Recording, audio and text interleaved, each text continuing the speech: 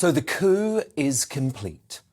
Just as I predicted right here on Thursday night, a dodgy deal stitched up in the back rooms of Westminster by MPs and the conspiring MSM and political establishment to keep Brexit hero and proven election winner Boris Johnson off the ballot and ensure that fishy Rishi Sunak takes power in a coronation without a single vote cast.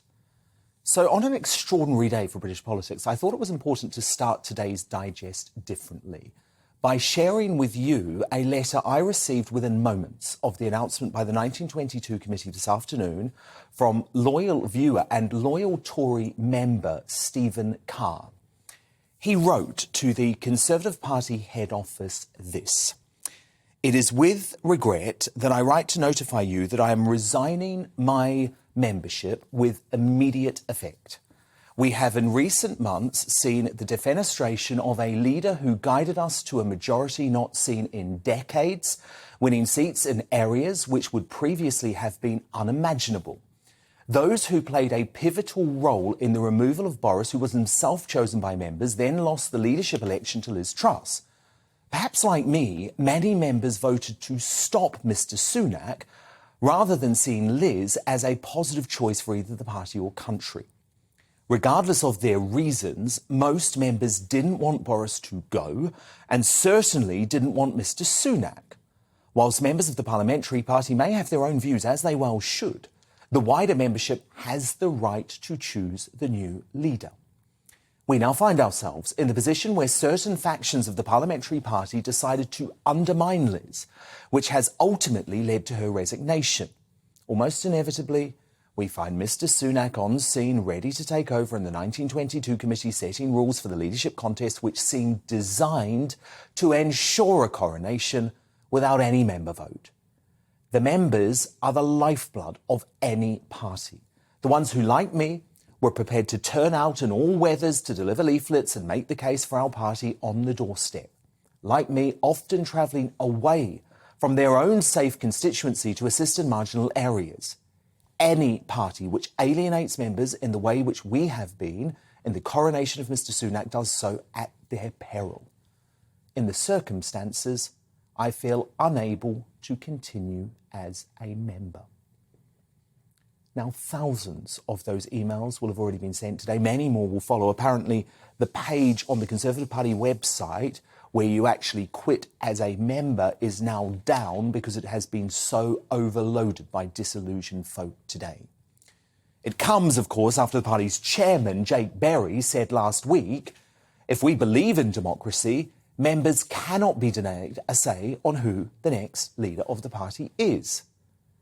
That didn't matter for the Ramona elite in the party who tried to thwart the biggest democratic mandate in British history in Brexit, then worked to depose Boris when that failed, only to turn their sights immediately on Liz Truss when she defeated their globalist man Sunak in the lengthy summer leadership contest. Listen to one of their ringleaders, George Osborne, the former Chancellor, on Channel 4 just last night, proposing to literally go to war with Tory members to undermine the democratic process if Boris had chosen to run against Sunak. There's a much sooner challenge if Boris Johnson gets into the contest, wins the members' ballot. I think there's a real chance the Tory parliamentary party say we don't accept the result of the members' ballot. We don't accept that 200 of us are going to serve under a Prime Minister we didn't want. Of course, the pressure from the establishment and the MSM became too much. Boris knew they would do anything to dethrone him once again, so was forced to pull out, even though he would have certainly thrashed Sunak in the members' vote. And just look at how the BBC celebrated live on air last night during a supposed news broadcast. Well, this is all very exciting, isn't it? Hello and welcome to our look ahead to what the papers will be bringing us tomorrow. Am I allowed to be this gleeful? Well, Now, that biased presenter Martin Croxall has since been suspended. But let's be honest, she was only reflecting what the Brexit-bashing corporation really think behind the scenes.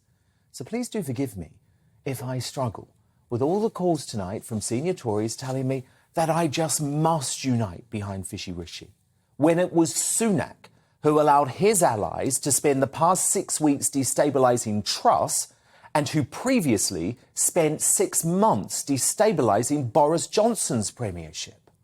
Rishi had been planning his campaign to the letter, launched it the day it was ready, and everybody else is kind of like blindsided and thinking, what's going on? We've all been working so hard. How can he have been that campaign ready? Well, the answer is he wasn't working so hard. We all were. Now, let me be clear. I do hope Sunak succeeds for the sake of the country. But I have serious doubts about his motivations and who is pulling the strings, especially after his supporter Tobias Ellwood tweeted, then deleted over the weekend, the free market experiment is over. It's been a low point in our party's great history. The reset begins. Reset? No thanks. I'm certain many millions feel just like me tonight, disillusioned about the state of British democracy that resembles a banana republic and politically homeless.